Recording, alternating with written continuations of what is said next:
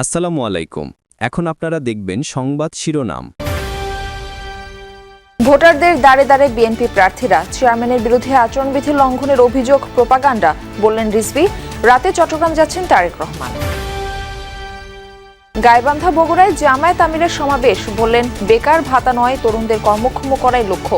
আমরা প্রত্যেকটা হাতে কাজ তুলে দিয়ে সম্মানের হাত বানাতে চাই। তরুণ তরুণী যুবক যুবতীদের জন্য আগামীর স্বপ্ন বাস্তবায়নের হাত হিসাবে তাদেরকে গড়ে তুলতে চাই। রংপুরে আবু সাইদের কবর জিয়ারত। নির্বাচনের পরিবেশ ফিরে আসায় ভোট দিতে যাবেন মানুষ, আশা এনসিপি আহ্বায়কের। মিথ্যা আশ্বাসে বিভ্রান্ত না হওয়ার আহ্বান। যাতে কেউ কিনতে না পারে 500 টাকা 1000 টাকা অমুক কার্ড তমুক কার্ডের বিনিময়ে ভোট কেনার চেষ্টা হইতে পারে। আন্ডারওয়ার্ল্ডের সন্ত্রাসী বিনাশের নির্দেশে স্বেচ্ছাসেবক দলনেতা মোসাব্বিরকে হত্যা, জানালো ডিবি। মূল শুটার রহিম, দুটি অস্ত্রসহ গ্রেফতার। অভিবাসন বিষয়ক সংস্থা আইসিইর বিরুদ্ধে বিক্ষোভে উত্তাল যুক্তরাষ্ট্রের মিনিয়াপোলিস। নারী মৃত্যুর পর 2 বছরের শিশুকে গ্রেফতারের ঘটনায় তোলপাড়। আসসালামু আলাইকুম। এখন দেখবেন সংবাদ বিস্তারিত। সময়ের সাথে পাল্লা দিয়ে বাড়ছে প্রার্থীদের প্রচারণা। রাজধানীতে সকাল থেকে বিভিন্ন পাড়া মহল্লায় গণসংযোগে নেমে পড়েন বিএনপির প্রার্থীরা। মিরপুর 12তে প্রচারণা চালান ঢাকা 16 আসনের ধানের শীর্ষের প্রার্থী আমিনুল হক। তিনি বলেন, এই আসনের অনেক এলাকায় মাদক ও চাঁদাবাজের সমস্যা রয়েছে। সংসদ সদস্য নির্বাচিত হলে চাঁদাবাজ বা মাদক ব্যবসায়ীদের প্রতিরোধ করার অঙ্গীকার করেন আমিনুল। সবার জন্য একটি মানবিক বাংলাদেশ গড়ার কথা বলেন তিনি। পুরান ঢাকার ওয়ারিতে প্রচারণা চালাচ্ছেন ঢাকার 6 আসনে বিএনপির প্রার্থী ইশরাক হোসেন। প্রতিশ্রুতি দেন, নির্বাচিত হলে তার এলাকার গ্যাস সংকট সমাধানে কাজ করবেন। সে সাথে ড্রেনেজ ব্যবস্থা ও জলাবদ্ধতা নিরসন ও চাঁদাবাজদের বিরুদ্ধে ব্যবস্থা নেওয়ার কথা জানান ইশরাক হোসেন। বাংলাদেশের মানুষ এখন অনেক সচেতন। আপনারা যতই রাতের অন্ধকারে গিয়ে বিকাশ নাম্বার নিয়ে, এনআইডি কার্ড নাম্বার নিয়ে জালিয়াতি করার চেষ্টা করেন না কেন, আপনাদের এই তথ্য উপাত্ত, এই যে ষড়যন্ত্র বাংলাদেশের মানুষের কাছে কিন্তু প্রকাশ পেয়ে গেছে। গণপরিবহন এবং অন্যান্য যানবাহন যাতে পার্কিং করা হয়, যাতে জনসাধারণের জন্য যে উন্মুক্ত রাস্তা থাকার কথা সেটা যাতে প্রতিষ্ঠা পায়, সেটার জন্য আমি জোরালোভাবে আমার পদক্ষেপ নিব ইনশাআল্লাহ। বেকার ভাতা না দিয়ে কর্মক্ষম করে তোলা হবে, এমনটা জানিয়েছেন জামায়াতের আমির ডাক্তার শফিকুর রহমান। সকালে গাইবান্ধার পলাশবাড়ি পাইলট উচ্চ বিদ্যালয় মাঠে নির্বাচনী জনসভায় এই কথা বলেন তিনি।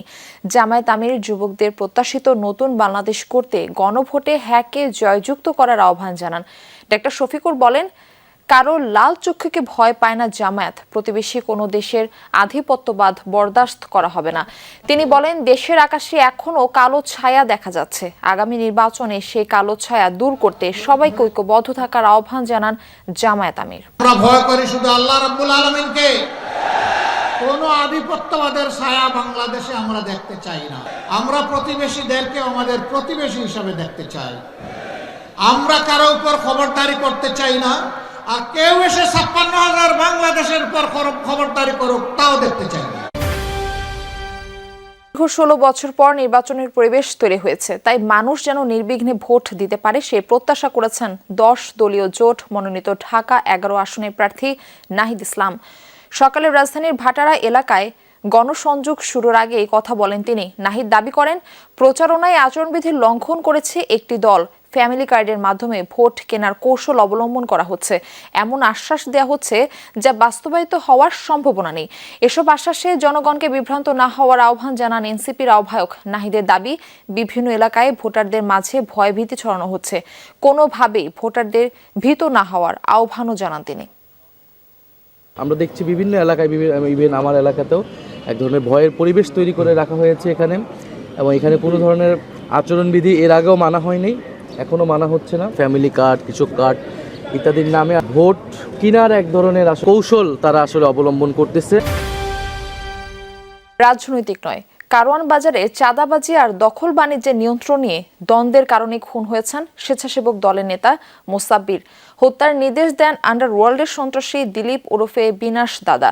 মোসাব্বির হত্যায় জড়িত শুটার রহিমকে অস্ত্রসহ গ্রেফতারের পর এক সংবাদ সম্মেলনে এই তথ্য জানায় ডিবি পুলিশ। ৭ জানুয়ারি রাজধানীর তেজগাঁওয়ের তেজতুরি বাজার এলাকায় গুলি করে হত্যা করা হয় স্বেচ্ছাসেবক দলের নেতা মোসাব্বিরকে।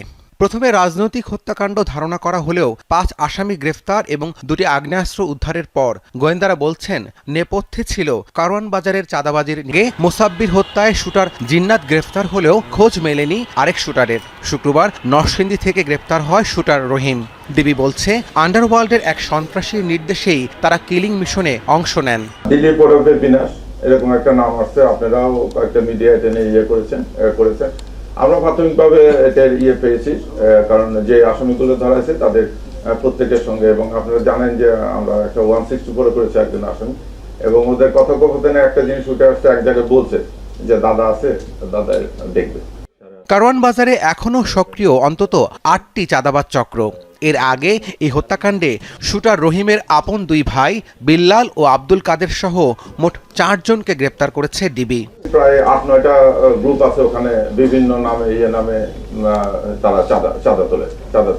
এখন এই সিন্ডিকেটটা ভেঙে দেওয়ার আমরা চেষ্টা করতেছি, আমরা এটা নিয়ে অপারেশনও করব।